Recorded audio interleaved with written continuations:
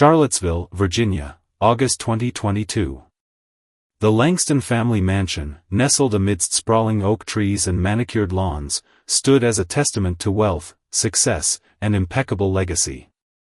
Every detail of its grandeur whispered perfection, from the pristine white columns to the shimmering pool that reflected the golden hues of the summer sun. But inside the walls of this picture-perfect estate, cracks were beginning to form, subtle yet undeniable. Clara Langston, the doting wife of Ethan Langston, believed in the sanctity of her family. With her warm smile and nurturing demeanor, she was the glue that held their lives together. A dedicated elementary school teacher, she valued the simplicity of life in Richmond, Virginia. To the outside world, Clara embodied stability, but within her heart, an unease had begun to grow. Ethan, her husband of 10 years, had changed. His once adoring gaze had turned distant, his warm laughter now replaced by long silences and restless nights. Ethan Langston, the successful financial consultant, had always been the epitome of charm and ambition. Tall, confident, and effortlessly charismatic, he had thrived in the competitive world of high-stakes investments. But lately, the life he had built felt suffocating. The small-town tranquility that Clara cherished became a cage to him. He longed for more excitement, more passion, more of the life he believed he deserved. And when Aubrey Langston arrived, everything he thought he wanted shifted. Aubrey Langston, the family's golden child and Clara's cousin-in-law, was as captivating as she was enigmatic. With her flowing auburn hair, designer wardrobe, and magnetic personality, Aubrey had a knack for making every head turn. She had returned to Charlottesville for the Langston family reunion, stepping out of her sleek convertible like a movie star gracing the red carpet. She greeted relatives with air kisses and effortless charm, her presence commanding the room with an energy both intoxicating and dangerous. For Clara, Aubrey's arrival was a reminder of everything she wasn't. Where Clara was understated, Aubrey was bold. Where Clara valued roots, Aubrey thrived on constant reinvention. Clara watched from the sidelines as Aubrey moved through the gathering, her laughter tinkling like wind chimes.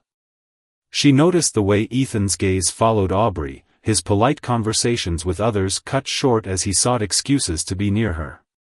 The Langston family reunion, typically a festive occasion filled with stories and toasts, began to shift under the weight of unspoken tensions. Gerald Langston, the family patriarch, held court at the center of the event, recounting tales of his rise from modest beginnings to a life of immense wealth. But even his booming voice couldn't drown out the growing whispers about Aubrey's dramatic entrance or the lingering glances she shared with Ethan. As the evening progressed, Clara found herself increasingly isolated. Ethan was charming Aubrey, reminiscing about childhood adventures and laughing at her jokes in a way Clara hadn't seen in years. From across the garden, Clara's grip on her wine glass tightened as she observed their connection. The subtle touches on the arm, the leaning in during conversation, it was all too much. A knot of unease coiled in her stomach, tightening with each passing moment. By the time the lanterns were lit and twilight blanketed the estate, Ethan and Aubrey had become the focal point of the gathering.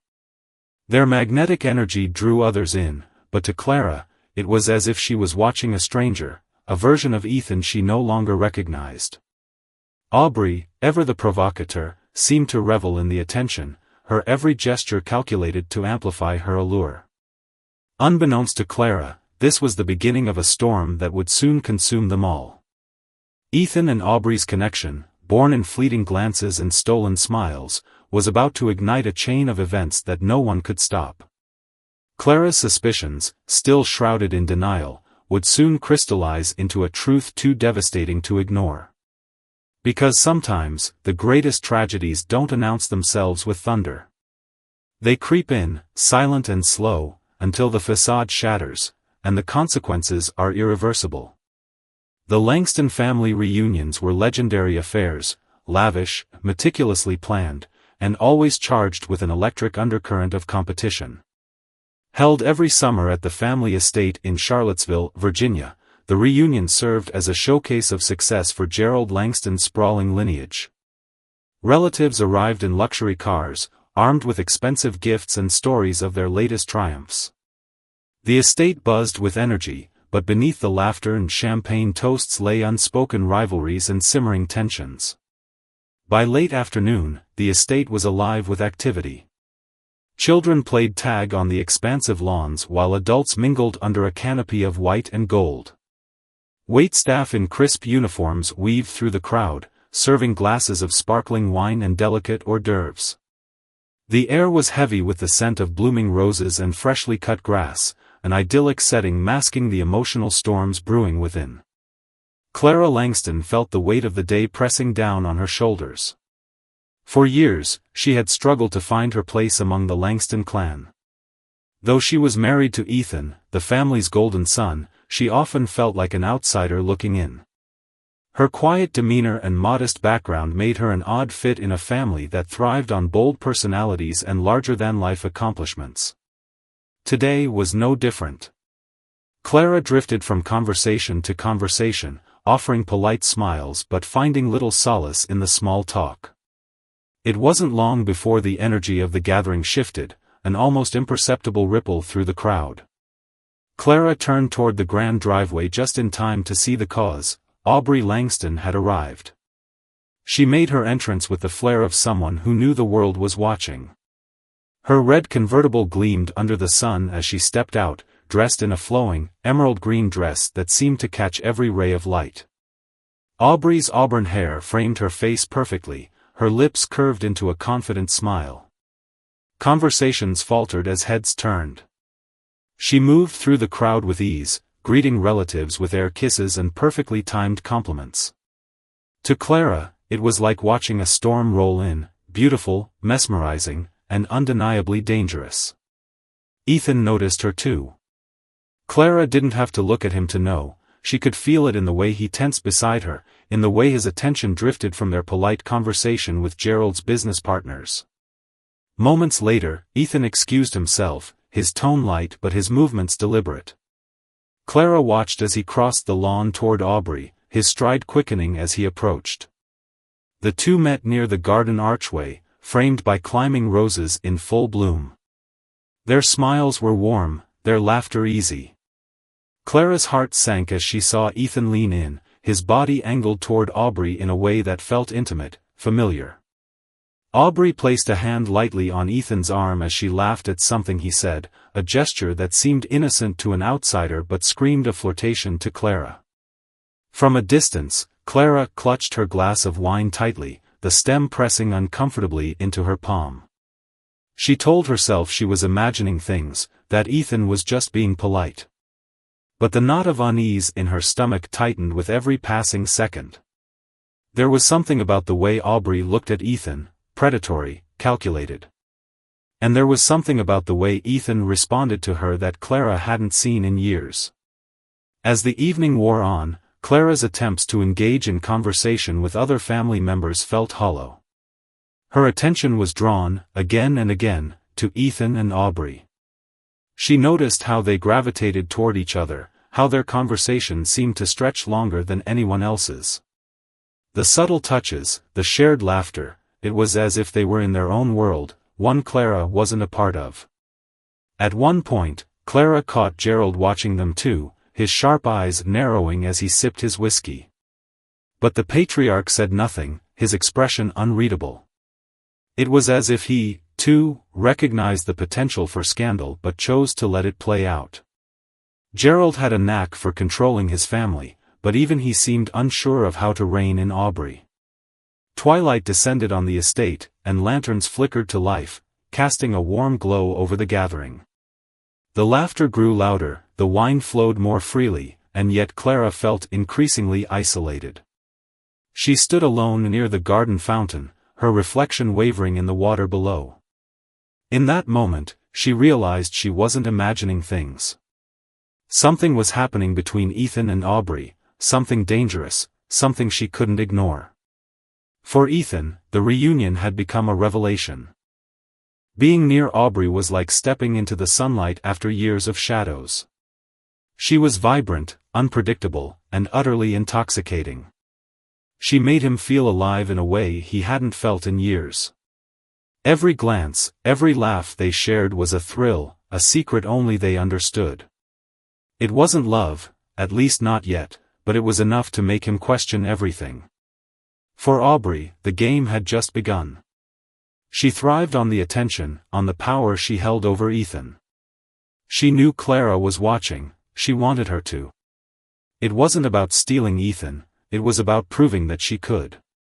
Clara didn't know it yet, but the storm was already in motion. What had started as lingering glances and fleeting touches would soon spiral into something far darker.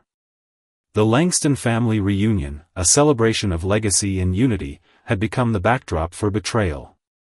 And as the evening wore on, Clara's unease hardened into suspicion, a suspicion that would soon drive her to uncover the truth, no matter the cost.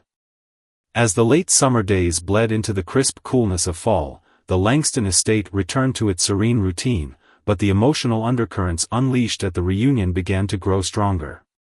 What had started as fleeting glances and coy smiles between Ethan and Aubrey now took root, hidden beneath layers of deceit and secrecy. For Ethan, this was more than an affair, it was an escape.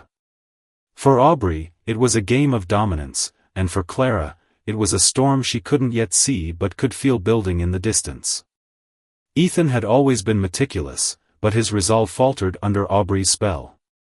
At first, their encounters were innocent enough, long phone calls under the pretense of catching up, accidental meetings in Georgetown cafes, and shared laughter over memories of their youth.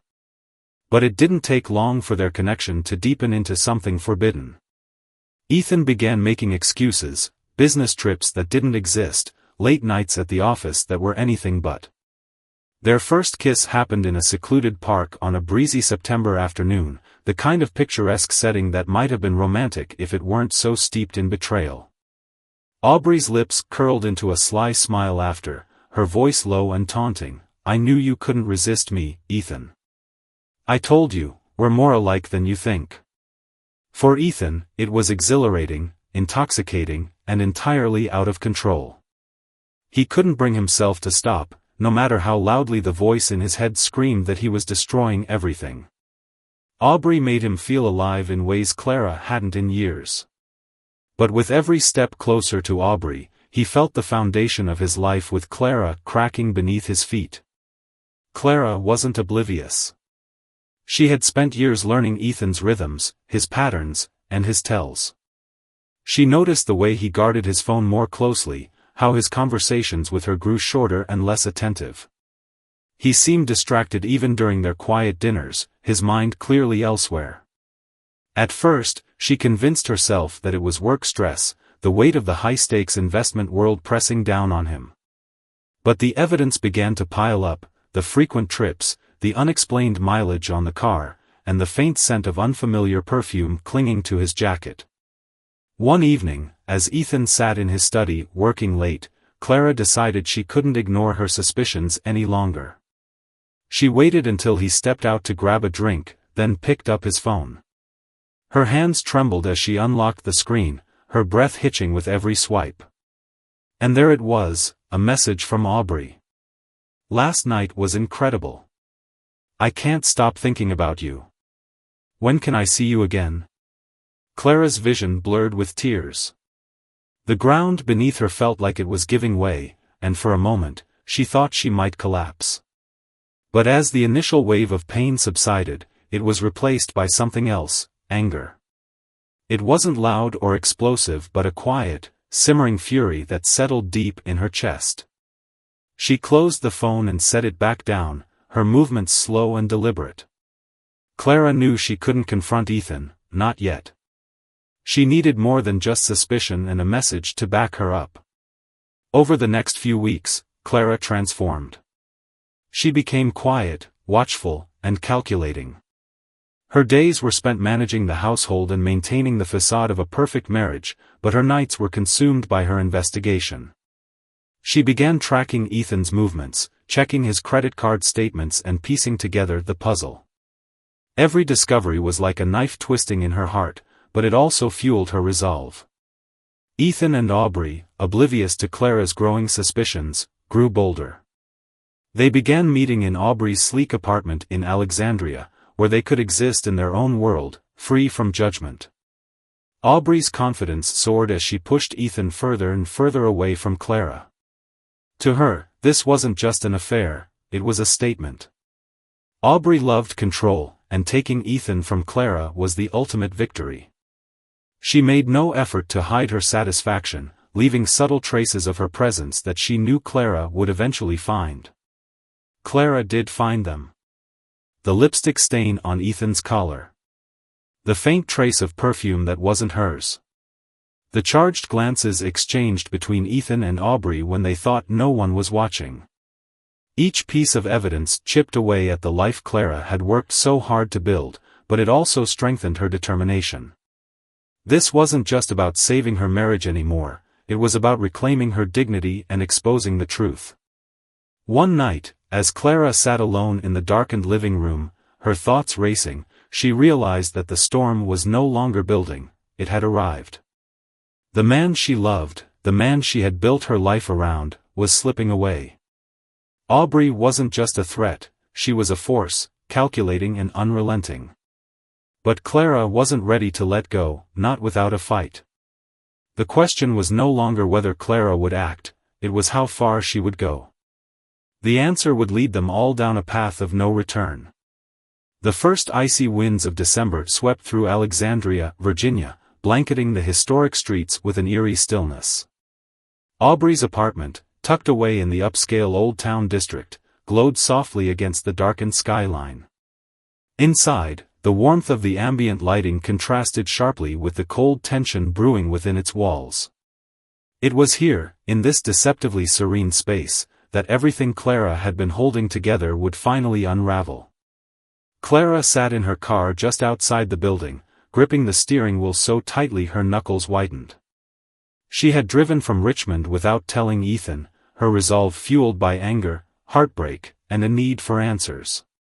The text message she had seen on Ethan's phone earlier that evening had been the final straw. "Can't wait to see you tonight. I have a surprise for you.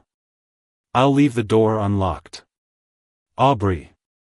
Those words looped in her mind like a broken record, each repetition tightening the knot of betrayal in her chest. Clara had tried to confront Ethan before, but his deflections, his anger, had left her feeling small and powerless. Not this time.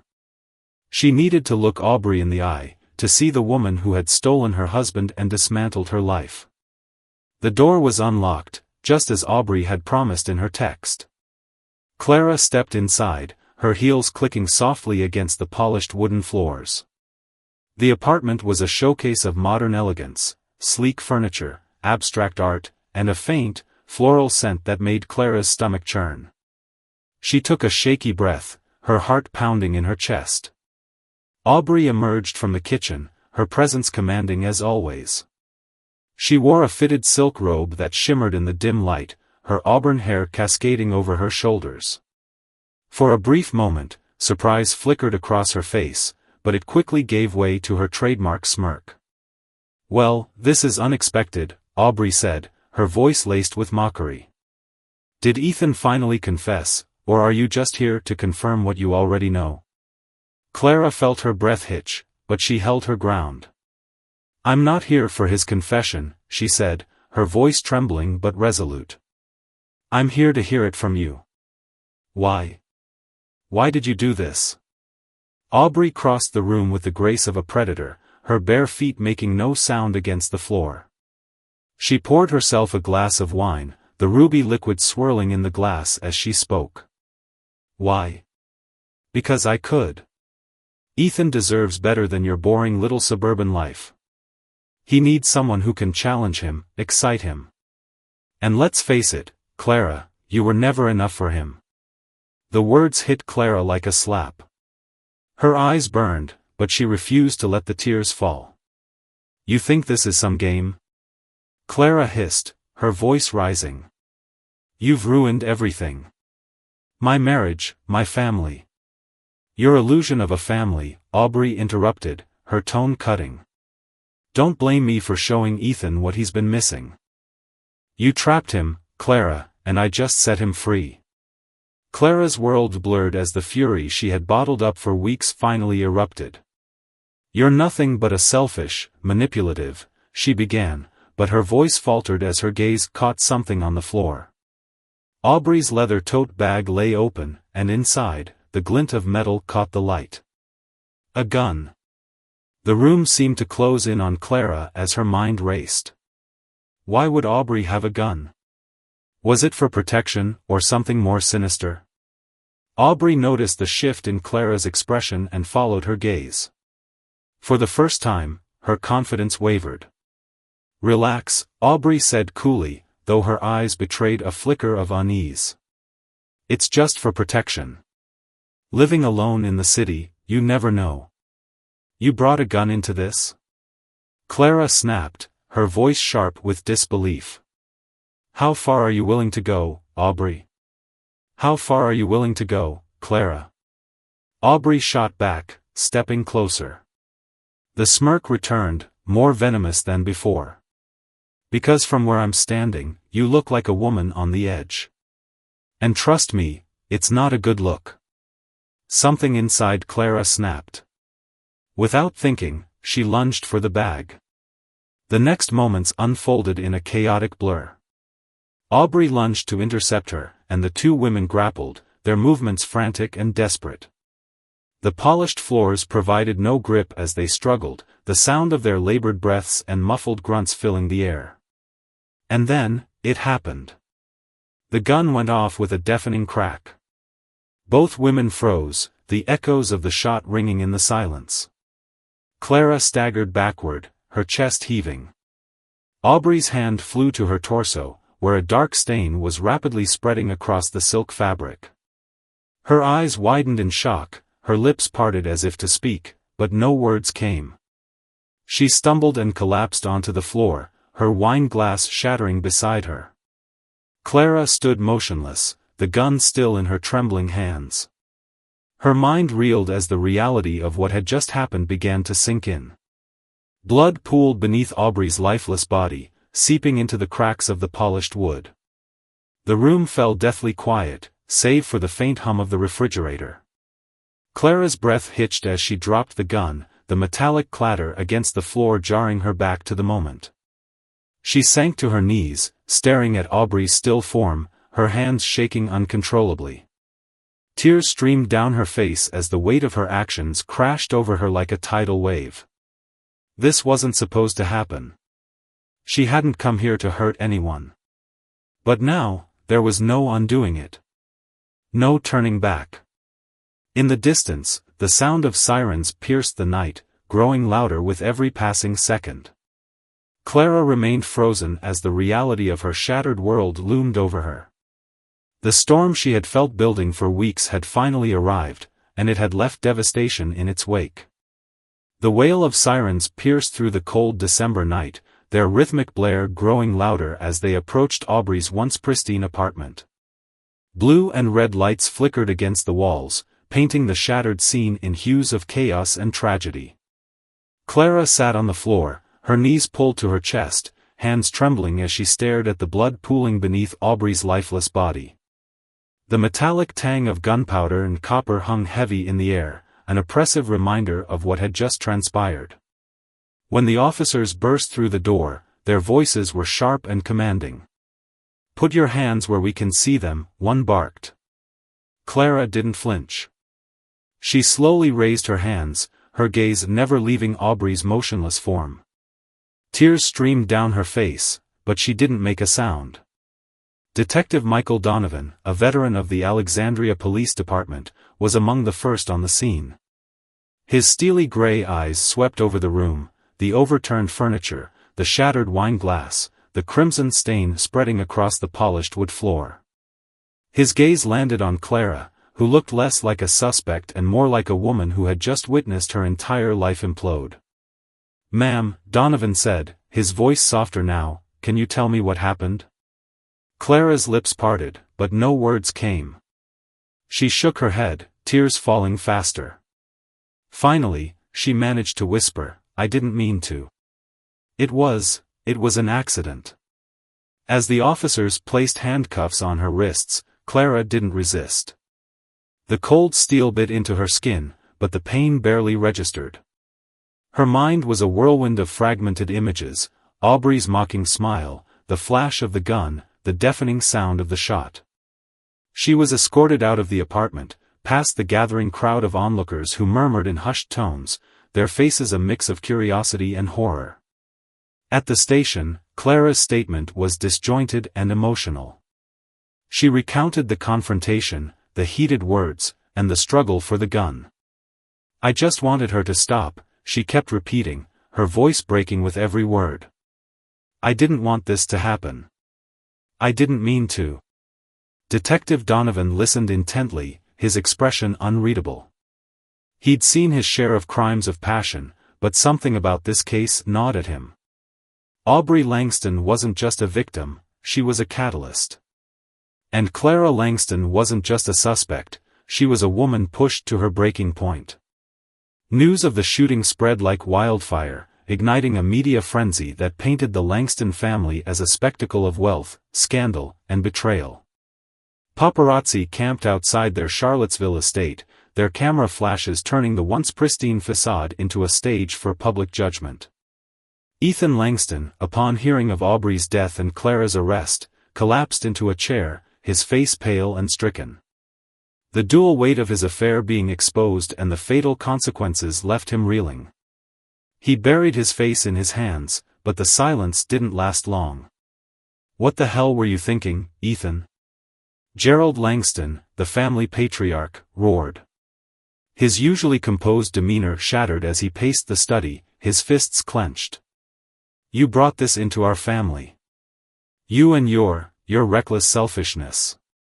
Ethan didn't respond. What could he say? That he hadn't meant for any of this to happen? That he'd never imagined his affair with Aubrey would lead to death and ruin? The excuses died on his lips, replaced by a suffocating sense of guilt. Clara's arrest divided the Langston family. Some, like Ethan's sister Isabel, rallied behind Clara, insisting she had been provoked and manipulated. Aubrey was always a troublemaker, Isabel said bitterly. She thrived on chaos. This isn't all Clara's fault. Others weren't as forgiving. She pulled the trigger, Sean Langston, Ethan's brother, argued. Whatever the circumstances, she killed someone. That's not something we can ignore. Meanwhile, Gerald spared no expense in hiring the best defense attorney money could buy. He wasn't acting out of compassion for Clara, this was about preserving the family name. "We can't let this scandal destroy us," he told the lawyer. "Do whatever it takes to minimize the damage." As Detective Donovan delved deeper into the case, he uncovered a web of complex relationships and long-buried resentments. Aubrey's phone revealed countless messages between her and Ethan, each more damning than the last. One unsent text stood out: "Clara doesn't deserve him. She's weak. I'll make him see that tonight." Donovan leaned back in his chair, his jaw tightening. Aubrey hadn't just been Ethan's lover, she'd been a master manipulator, orchestrating events to bend people to her will. But did that justify what had happened? The neighbors provided conflicting accounts. Some claimed to have heard raised voices and a struggle before the gunshot. Others insisted they'd heard Clara yelling first, painting her as the aggressor. The gun itself became a critical piece of evidence. Registered to Aubrey, it had been purchased months earlier after she'd mentioned feeling unsafe due to a supposed stalker. Why bring the gun out tonight? Donovan murmured to himself, his instincts nagging at him. Was it truly for protection, or had Aubrey planned to use it as leverage during the confrontation? And had Clara acted out of fear, or rage? In her holding cell, Clara sat alone, replaying the night over and over in her mind. Her hands still felt the cold weight of the gun, her ears still rang with the echo of the shot. She thought of Ethan, of their life together, and of the woman who had come between them. How had it all gone so wrong? And could she ever make it right? Back at the Langston estate, Ethan sat in silence, staring at the empty glass in his hand. Aubrey's laugh echoed in his memory, a cruel reminder of the choices he had made. Clara's face haunted him too, the pain in her eyes a reflection of everything he had destroyed. Outside, the winter wind howled, carrying with it the remnants of a perfect life that had been shattered beyond repair. The courtroom was silent, save for the faint rustle of papers and the soft creak of wooden benches. Clara Langston sat at the defendant's table, her hands clasped tightly in her lap. The weight of the past months hung heavily on her shoulders, her once bright eyes now dulled by exhaustion and regret. She glanced toward the jury, their faces impassive, and then to the spectators' gallery, where Ethan sat in the back row, his head bowed. The trial had been a relentless march through the wreckage of Clara's life. The prosecution painted her as a woman scorned, consumed by jealousy and driven to violence. They displayed the text messages between Ethan and Aubrey, framed Clara's confrontation as premeditated, and called witnesses who testified to her increasing paranoia in the weeks leading up to the shooting. But Clara's defense team fought back with equal vigor. They argued that Clara's actions were not born of malice but of fear and desperation. The gun, they reminded the court, belonged to Aubrey, who had a history of provocation and manipulation. The struggle, they contended, was a chaotic, tragic moment, not a calculated act of murder. When Clara took the stand, her voice trembled as she recounted the confrontation. She spoke of the betrayal, the anger, and the gut-wrenching despair that had driven her to Aubrey's apartment that night. "I didn't want this," she said, her voice breaking. "I went there for answers. I didn't know she had a gun. I was scared, terrified. I just wanted it to stop." Tears streamed down her face as she looked toward the jury. "I never wanted anyone to die." Her words hung in the air, raw and unpolished, and for the first time, a ripple of emotion seemed to pass through the courtroom. When the jury returned with their verdict, the tension in the room was suffocating. Clara's heart pounded as the foreman stood, the weight of her entire future balanced on his next words. "On the charge of first-degree murder," the foreman began, "we find the defendant not guilty." A collective exhale swept through the room, but it was short-lived. "On the charge of second-degree manslaughter," the foreman continued, "we find the defendant guilty." Clara's body sagged as the words sank in. The judge sentenced her to 6 years in prison, with the possibility of parole after 4 years. In addition, she was ordered to undergo extensive psychological counseling, a chance, perhaps, to begin to piece herself back together. Ethan stared at his hands as the sentence was read, guilt and shame written across his face. His choices had set this tragedy in motion, and now he was left to live with their consequences. As Clara was led away in handcuffs, she didn't look at him. She didn't look at anyone. Her gaze remained fixed on the ground, each step taking her farther from the life she had once known. In the weeks following the trial, Ethan moved out of the Langston estate. The weight of his father Gerald's disappointment was unbearable, and the cracks in his relationships with the rest of the family had become irreparable. He found a small apartment in a nondescript part of Richmond, a stark contrast to the life of luxury he had always known. Most nights, he sat alone with a bottle of scotch, replaying every decision that had led to this point. Aubrey's laugh haunted him, as did Clara's tears. He had thought he wanted freedom, excitement, something more. But now, all he had was silence, and the unbearable knowledge that he had destroyed the 2 women who had loved him most. In prison, Clara adjusted to a world far removed from the one she had once inhabited. The days were long, the nights longer, and the walls of her cell offered little solace. But amid the despair, there was also a strange clarity. She began attending counseling sessions, where she confronted not just the events of that fateful night but also the years of hurt and neglect that had preceded it. She wrote letters to Ethan that she never sent, letters to herself that she tucked away in the pages of a worn journal.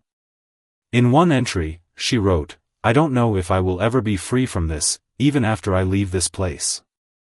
But I can't let this define me. I owe it to myself to find a way forward." Her words were hesitant, fragile, but they were a beginning. The Langston family, once united by wealth and status, was now fractured beyond repair. Gerald Langston, ever the patriarch, tried to maintain control, but even he couldn't bridge the chasm left by the scandal. Isabel moved to New York, seeking distance from the family's shadow, while Sean severed ties entirely. For those who remained, every gathering was tinged with the weight of what had been lost. The name Langston, once synonymous with success, had become a cautionary tale whispered in hushed tones. As the months turned into years, the ripples of that December night continued to spread. Clara, Ethan, and the Langston family were forever changed, their lives marked by betrayal, loss, and the painful process of rebuilding. The tragedy left an indelible scar, not just on those directly involved but on everyone who had been drawn into its orbit. In the end, the story of Clara, Ethan, and Aubrey wasn't just about love or betrayal. It was about choices, the ones we make, the ones we avoid, and the ones that define us. It was a reminder of how quickly life can unravel, and how hard it is to stitch it back together. What do you think about Clara's story? Was justice served, or did the punishment not fit the crime? Could Ethan have done anything to prevent this tragedy, or was it inevitable? We'd love to hear your thoughts. Share your opinions in the comments below, and let us know what you would have done in Clara's shoes. Don't forget to like and subscribe for more stories that explore the complexities of love, betrayal, and the human condition. Because sometimes, the greatest tragedies aren't just about what happens, they're about what could have been.